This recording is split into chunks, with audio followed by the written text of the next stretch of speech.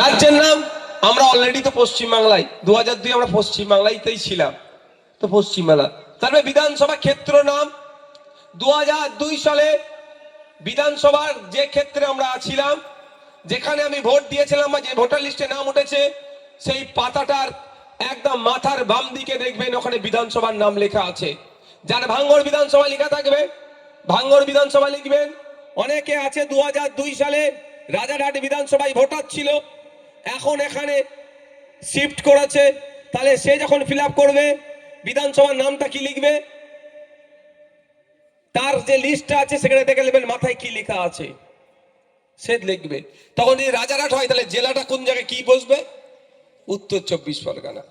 কারণ এখানে বলা হচ্ছে 2002 সালে ভোটার লিস্টে যা আছে সে আমরা এখানে বসাবো।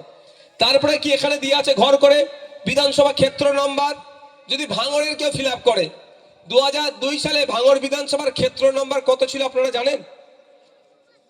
এখন কত? এখন 148, কিন্তু আগে কত ছিল 2002 এ? 107। তাহলে এখানে আমি কত লিখবো, কেন লিখবো? 2002 এর তথ্য আমি এখানে দিচ্ছি। অলরেডি আমার তথ্য 2025-এর তথ্য এখানে চলে আসবে, ওরা প্রিন্ট করে আমাদেরকে পাঠিয়ে দিয়েছে এখানে। আমি লিখছি এখন 2002 এর তথ্য, এখানে ডেটা দিচ্ছি। তাহলে এখানে 107। এখানে অংশ নাম্বার 2002 এর ভোটার লিস্টের একদম যে লিস্টের ডান দিকের একদম টপে মাথায় অংশ নাম্বার লেখা আছে, ওখানে যা লেখা থাকবে বসিয়ে দেবেন।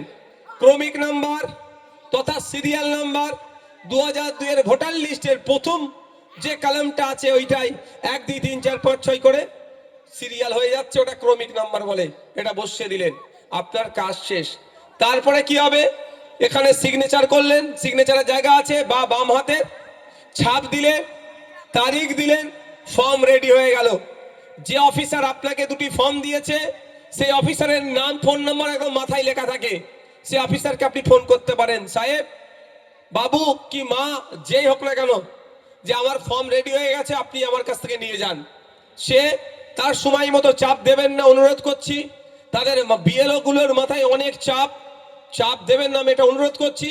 সে তার সময় মতো আসবে, এসে আপনার ফর্ম দুটি নেবে, নেওয়ার পরে আপনার কি দেখে নেবেন, এই কোণে একদম নিচে ফর্মের ডান দিকের কোণে উনি একটি স্টাম্প মারবেন, সিগনেচার করবেন, তারিখ দেবেন, একটি উনি নিয়ে চলে যাবেন, একটি আপনার কাছে রেখে দেবেন।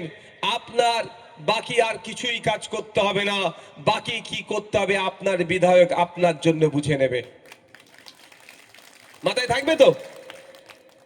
তাহলে ক্লিয়ার। 2002 এর ভোটার লিস্টে যাদের নাম আছে ছবি দিলেন, পূরণ করলেন এই ঘরটি, বাম দিকের কোশ্চেনের উত্তর দিলেন, সিগনেচার করলেন, রিসিভ করিয়ে নিলেন, কাজ শেষ। এবার আসা যাক 2002 সালে ভোটার লিস্টে নাম নাই, তাহলে আমি কি করব? আমাকে 2002 সালের ভোটার লিস্টটা একটু খুঁজতে হবে। আমার আব্বার আছে, আমার আম্মার আছে, আমার দাদর আছে, আমার দাদির আছে, খুঁজতে হবে, নিশ্চিতভাবে বার হবে।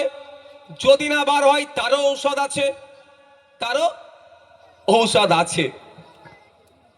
তাহলে আমি কি করবো? খুঁজলাম, 4 জনের মধ্যে 4 জনেরই বার হতে পারে, বা একজনের বার হয়েছে, দাদির বার হয়েছে, দাদর বার হয়েছে, বাপের বার হয়েছে, বা মায়ের বার হয়েছে, ওসব দেখার দরকার নেই। যার একজনের খুঁজে পাবো, কি করব? সেম কোশ্চেন আছে, যে কোশ্চেন গুলো এখানে বললাম সেম কোশ্চেন এখানে আছে, এর উত্তর কোথায় পাবেন?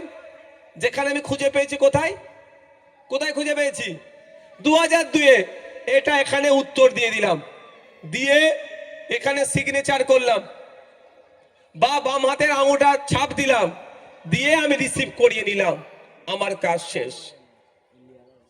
3 নম্বর পয়েন্ট, 2002 সালের ভোটার লিস্টে আপনার নাম নেই, আপনার আব্বার নেই, আপনার আম্মার নেই, আপনার দাদুর নেই, আপনার দাদির নেই, করবেন কি? ভয় পাওয়ার দরকার নেই। আপনি কি করবেন? ছবি লাগালেন, সেকেন্ড পার্টটা তথ্য, লেটেস্ট তথ্য দিয়ে ফিল করলেন, সিগনেচার করলেন, রিসিভ করিয়ে রেখে দিলেন ফর্ম।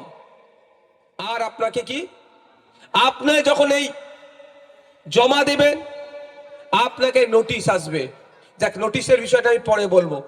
এই যে first part, second part, third, fourth, signature, receive, এই সম্পর্কে কারো জানতে অসুবিধা আছে?